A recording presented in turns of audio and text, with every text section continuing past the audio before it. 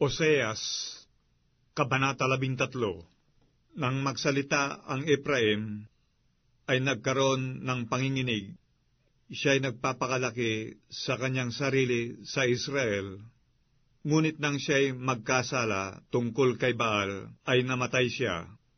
At ngayon nangagkasala sila ng higit at higit. At nagsigawa sila ng mga larawang binubo sa kanilang pilak, mga Diyos-Diyosan na ayon sa kanilang unawa. Lahat ng yaon ay gawa ng mga manggagawa.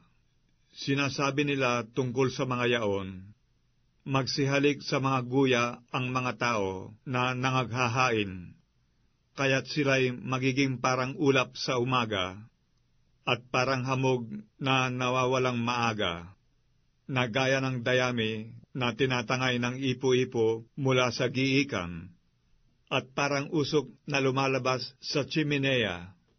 Gayunmay, ako ang Panginoong mong Diyos mula sa lupain ng Ehipto, at wala kang makikilalang Diyos kundi ako, at liban sa akin ay walang takapagligtas. Nakilala kita sa ilang, sa lupain ng malaking katuyuan, ayon sa pastulan sa kanila. Gayon sila nangabusog, sila'y nangabusog, at ang kanilang puso ay nagmalaki, kaya't kinalimutan nila ako. Kaya't ako'y magiging parang leon sa kanila, parang leopardo na ako'y magbabantay sa tabi ng daan.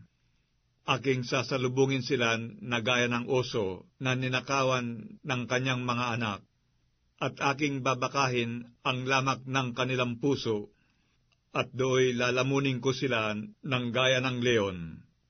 Lalapain sila ng mabangis na hayop, siyang inyong kapahamakan, O Israel, na ikaw ay laban sa akin, laban sa iyong katulong. Saan nandoon ngayon ang iyong hari upang mailigtas kanya sa lahat ng iyong bayan? At ang iyong mga hukom na iyong pinagsasabihan, bigyan mo ako ng hari at mga prinsipe? Aking binigyan ka ng hari sa aking kagalitan, at inalis ko siya sa aking puot. Ang kasamaan ng Efraim ay nababalot, ang kanyang kasalanan ay nabubunton. Ang mga kapanglawan ng nagdaramdam na babae ay dadanasin niya.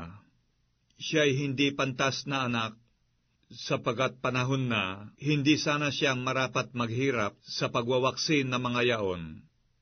Aking tutubusin sila mula sa kapangyarihan ng Sheol. Aking tutubusin sila mula sa kamatayan. O kamatayan, saan nandoon ang iyong mga salot? O Sheol, saan nandoon ang iyong kasiraan? Pagsisisi ay malilingid sa aking mga mata, bagaman siya'y mabunga sa kanyang mga kapatid. Isang hanging silanganan ay darating. Ang hinga ng Panginoon ay umiilang lang mula sa ilang, at ang kanyang tipunan ng tubig ay magiging tuyo, at ang kanyang bukal ay matutuyo. Kanyang sasansamin ang kayamanan ng lahat na maligayang kasangkapan.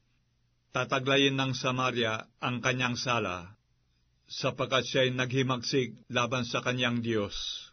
Sila'y mga bubual sa pamamagitan ng tabak, at ang kanilang mga sanggol ay pagluluray-lurayin, at ang kanilang mga nagdadalang tao ay paluluwain ang bituka.